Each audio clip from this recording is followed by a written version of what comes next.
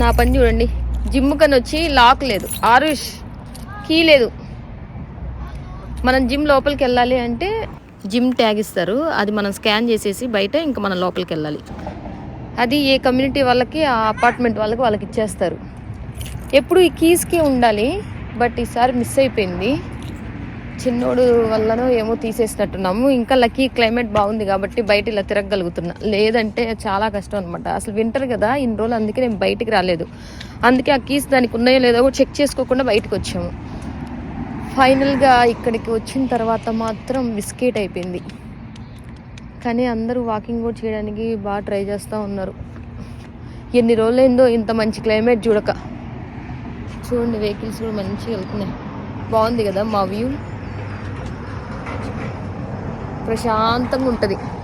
ఎవ్వరు కనిపించరు, మేఘాలు మబ్బులు అన్నీ బాగా క్లియర్గా ఉంటాయి. కీస్ లేపేసరికి పాపం మా పెద్దోడు దాని మీద వాకింగ్ చేస్తున్నాడు. పడతావు.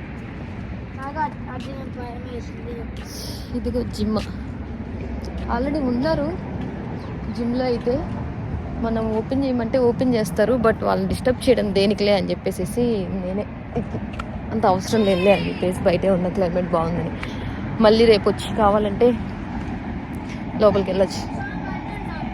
దా, చాలామంది ఉన్నారు జిమ్లో.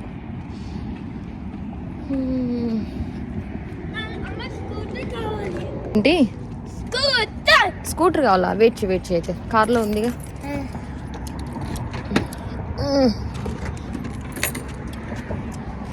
ఇప్పుడు అమ్మో జాగ్రత్త, అది పైన డోర్ ఓపెన్ చేసేటప్పుడు జాగ్రత్త ఉండు. మొబైల్ పట్టుకో, ఇదికి స్కూటర్ కావాలంట.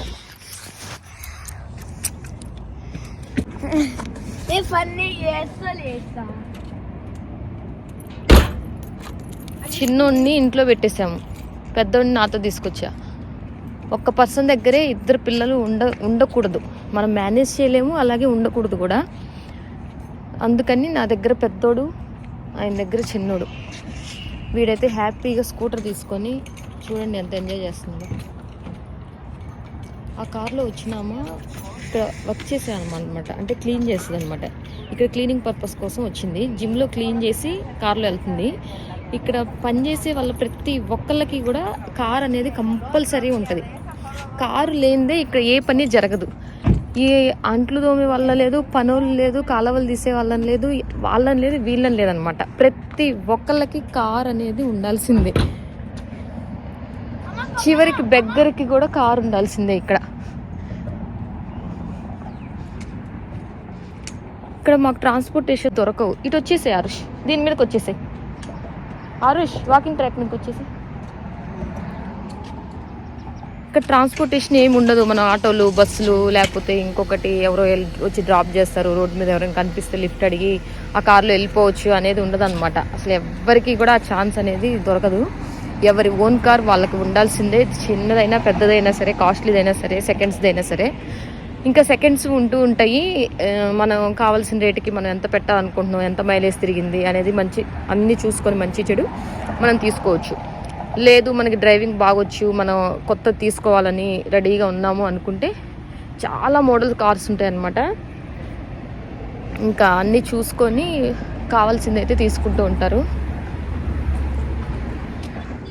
ఇటు కాదు, ఇంకా వేరే రూట్కి వెళ్ళిపోవాలి. ఇట్లా ఎందుకు వస్తుంది మన ఇల్లు? అట్లా కాదు, ఇంకా చాలా దూరం వెళ్ళాలిదా. ఇది ఇక్కడ ఇంకో మెయిల్ బాక్స్ ఉంది చూసే వారుష్, ఇది మెయిల్ బాక్స్. మనకి ఏదన్నా పోస్ట్ మెయిల్స్ అలా వచ్చాయి అంటే మనం ఇక్కడే కలెక్ట్ చేసుకోవాలన్నమాట. మొత్తం 2 ఉన్నట్టున్నాయి, ఇటువైపు ఒకటి, అటువైపు ఒకటి. ఇది కూడా స్విమ్మింగ్ పూల్, 2 ఉంటాయి స్విమ్మింగ్ పూల్స్. ఇప్పుడు నేను లోపలికి వెళ్ళాలన్నా పాపం మీరు స్కూటర్ వేసుకొని రావాలి. స్విమ్మింగ్ పూల్ దగ్గరికి వెళ్దామా? కానీ స్కూటర్ ఉంది కదా, లోపల పెట్టేద్దామా కార్లో? లేకపోతే ఆడుకుంటావా కాసేపు? ఆడుకో, తర్వాత వెళ్దాంలే.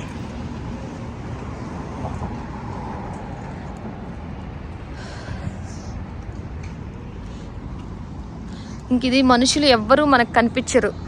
కార్లే కనిపిస్తూ ఉంటాయి రోడ్డు మీద. మనకి ఇండియాలో కనీసం స్కూటర్ మీద, సైకిల్ మీదనో లేకపోతే ఆటోలలోనో ఏదో రకంగా వెళ్తూ ఉంటారు, జనాలు కనిపిస్తూ ఉంటారు. ఇక్కడ మొత్తం కార్లు తప్పనిచ్చి ఎవ్వరూ కనిపించరు అనమాట. ఇంకా వాకింగ్ చేసేవాళ్ళు మన కమ్యూనిటీస్ దగ్గర ఆ వాకింగ్ ట్రాక్స్ మీద కనిపిస్తూ ఉంటారు. అది కూడా సమ్మర్లోనే, వింటర్లో అయితే ఒక్కళ్ళు కూడా కనిపించరు. ఇది ఫైనల్గా అయితే ఇలా సెట్ అయిపోయాను. కాసేపు ఇక్కడే వాకింగ్ చేస్తా. బాగుంది అసలు. చాలా రోజుల తర్వాత ప్రకృతి దగ్గర ఉండి గాలి పీల్చుకుంటా నడుస్తున్నా అనిపిస్తుంది. ఇక్కడ చెట్లు కూడా భలే ఉంటాయి. ఎక్కడికి వెళ్ళినా చెట్లు బాగా పెంచుతూ ఉంటారు, రోడ్ సైడ్ కానీ కమ్యూనిటీస్ దగ్గర కానీ. బాగా అనిపిస్తుంది ఇట్లా ట్రీస్ అవన్నీ చూస్తూ ఉంటే. ఇంకా టెక్సాస్లో చాలా తక్కువ, మనం ఊరు బయటకు వెళ్తే అంత ఎడారిలాగా ఉంటుంది అంటారు అనమాట టెక్సాస్. కానీ కొన్ని ఏరియాస్లో, ఇప్పుడు అట్లాంటా, కాలిఫోర్నియా, కొన్ని ఏరియాస్లో అయితే మొత్తం పెద్ద పెద్ద చెట్లు ఉంటాయి. అది అసలు ఇంకెట్లా ఉంటాయండి, ఇప్పుడు టెక్సాస్లో చూసుకుంటే మన ఇండియాలో ఎంత సైజ్ చెట్లు ఉంటాయో ఆ రకంగా కనిపిస్తున్నాయి. కానీ వేరే లొకేషన్స్కి వెళ్తే ఇంకా మనకు కొబ్బరి చెట్లు ఉంటాయి కదా, ఇంత పొడుగున అలా కనిపిస్తూ ఉంటాయి అనమాట. అది కూడా అడవిలాగానే ఉంటుంది చుట్టూ. ఎన్ని చెట్లు ఉంటాయో అసలుకి, ఎప్పుడు నాటారో ఎప్పుడు పెరిగాయో ఏంటో అనిపిస్తుంది. ఇంకా రోడ్డు మీదకి వెళ్తే మొబైల్ లేని ఇంట్లోకి కూడా రాలేమన్నమాట. ఎందుకంటే మ్యాప్ పెట్టుకోవాలి. మనం ఎక్కడికి వెళ్ళినా కానీ, అంటే ఇప్పుడు రెగ్యులర్గా మనం వచ్చి చాలా రోజులు అయింది కాబట్టి ఇప్పుడు గ్రాసరీస్ కానీ, లైబ్రరీకి కానీ, ఇంకేదైనా రెగ్యులర్గా వెళ్ళే పనులు ఉంటూ ఉంటాయి కదా స్కూల్స్, వాటికైతే మ్యాప్ అవసరం ఉండదు, ఈజీగా వెళ్ళిపోవచ్చు. బట్ ఏదైనా సరే తెలియని లొకేషన్స్, ఎవరైనా ఇంటికి వెళ్ళాలన్నా అసలుకి ఎప్పుడు వారానికి ఒకసారో నెలకు ఒకసారో వెళ్తూ ఉంటాం అనుకోండి, మళ్ళీ రెండోసారి వెళ్ళాలంటే కన్ఫ్యూజ్ అవుతూనే ఉంటాం అనమాట. అసలు గుర్తుపెట్టుకోవడం కూడా కష్టమవుతూ ఉంటుంది. ఆ ఫ్లైఓవర్స్ కూడా రింగులు ఉండి ఎంత ఉంటుందో అసలు నాకైతే అసలు అర్థం కాదు.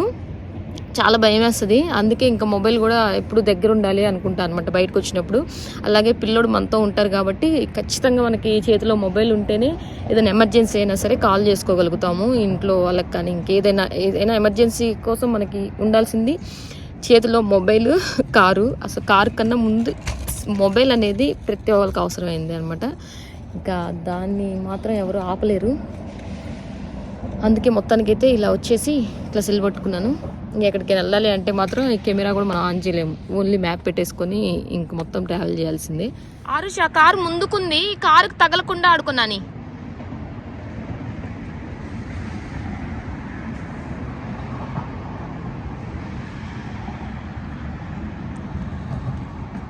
బాగుందిరా మంచిగా స్ట్రైట్ రోడ్డు.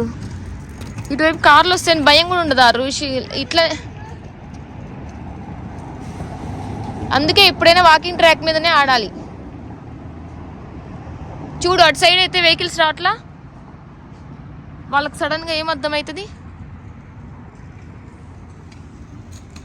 కదా. కనీసం పిల్లడు ఆడుకోవడానికైనా బయటకు వచ్చే అనిపిస్తుంది అనమాట.